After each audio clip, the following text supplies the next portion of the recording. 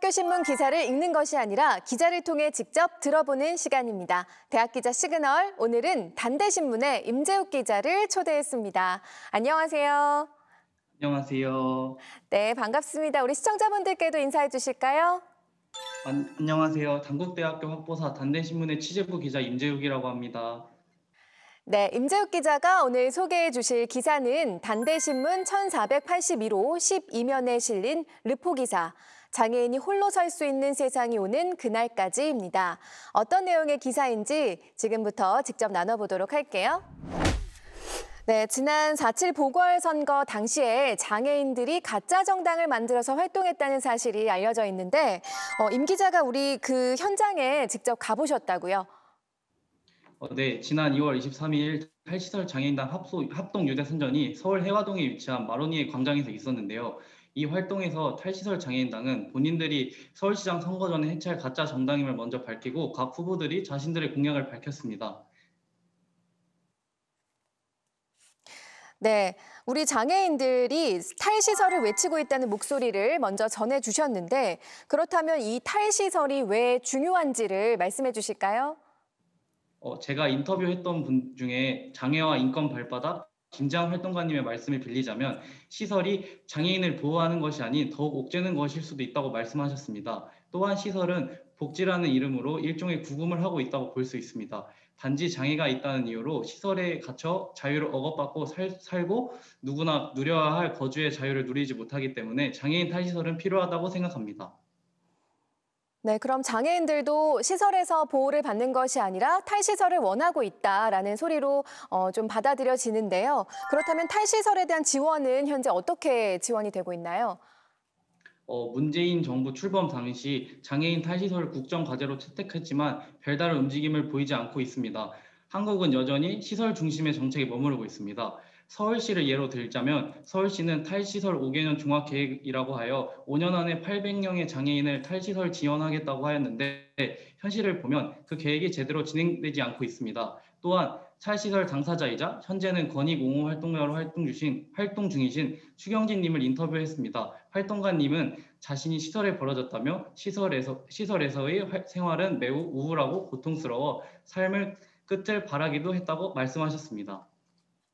네, 실제로 만나본 목소리까지 전해주셨는데 반대로 탈시설을 규탄하는 목소리도 있다고요. 어떤 취지의 목소리인가요? 탈시설을 반대하는 장애인 복지시설협회 김원효 회장님의 말씀을 빌리자면 탈시설 용어에 대한 올바른 인식부터가 우선이라고 하시면서 탈시설은 공식 용어가 아니고 용어 자체가 장애인 단체에서 시작돼 한쪽의 의미만 담겨 있어서 지역사회 통합 돌봄이라고 명시해야 한다고 말씀하셨습니다.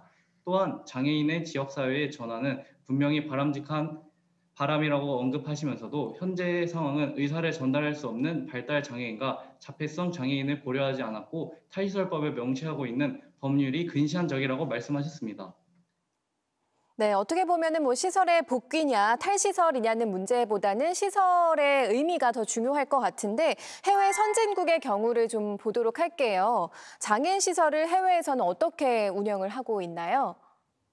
대표적인 복지 국가 스웨덴의 경우에는 다양성을 기본으로 한 사회 공동체 모든 연령의 장애인이 완전히 참여하는 사회 구축 장애 아동으로부터 장애 청소년, 성인에 이르기까지 독립 정책을 목표로 삼고 있습니다. 1997년 모든 장애인 수용 특별병원 및 요양시설 폐쇄를 결정하였고 2000년에는 모든 시설을 폐쇄하였습니다. 또한 과거에는 시설에서 나온 장애인들은 그룹홈이라는 곳에 살았는데 그룹홈에서는 자기 결정권을 완전히 보장해 주었다고 합니다. 네, 이번 기사를 취재하시면서 정말 다양한 장소에 또 다양한 시기에 이 현장을 방문하신 거를 알 수가 있었는데 기자로서의 열정이 느껴지는 부분이기도 해요. 이렇게 꾸준히 관심을 가지고 장애인 탈시설 문제에 관심을 갖게 된 계기가 있을까요? 저도 처음에는 보통 사람들과 같이 장애인 탈시설에 관심을 두지 않았습니다. 하지만 지난 1월 발단 장애인 시설인 신화원에서 코로나19 집단 감염이 발생하자 시설 자체를 코호트 격리하면서 논란이 일었는데요. 이 문제를 보면서 점차 관심을 가졌고 이번 서울시장 보궐선거에 탈시설 장애인당이 가짜 정당으로 선거에 출마하여 더 관심을 두게 되어 취재하게 되었습니다.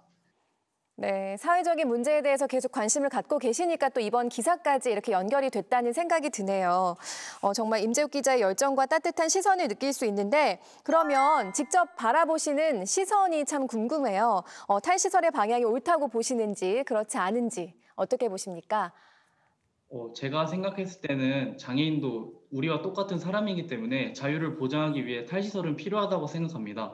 또한 장애인도 우리와 다르지 않는 사람이기 때문에 장애인들이 차별받지 않고 자유를 누릴 수 있는 권리를 찾을 수 있었으면 좋겠습니다. 제가 취재하면서 탈시설이 이루어지지 않는 이유는 사회의 준비 부족과 무관심 때문이라고 생각합니다. 그렇기에 사회에서 조금만 관심을 두게 된다면 탈시설 문제는 쉽게 해결될 것이라고 생각합니다. 네, 마지막으로 기사에 담지 못한 메시지가 있거나 꼭 전하고 싶은 말씀 있으실까요?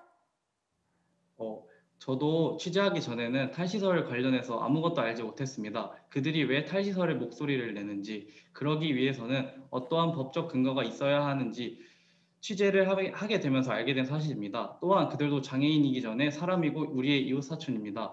훗날 엘리베이터에서 자연스럽게 인사를 건넬 수 있는 날이 왔으면 좋겠습니다. 네, 우리 임재욱 기자 덕분에 저희도 같이 탈시설 문제에 대해서 관심을 갖게 된 것 같습니다. 오늘 말씀 고맙습니다. 감사합니다. 네, 기자의 역할과 존재 이유를 새삼 느낄 수 있었던 시간이었죠. 그런 기회를 주신 임재욱 기자에게 감사 인사 전하면서 오늘 이 시간 마무리하겠습니다.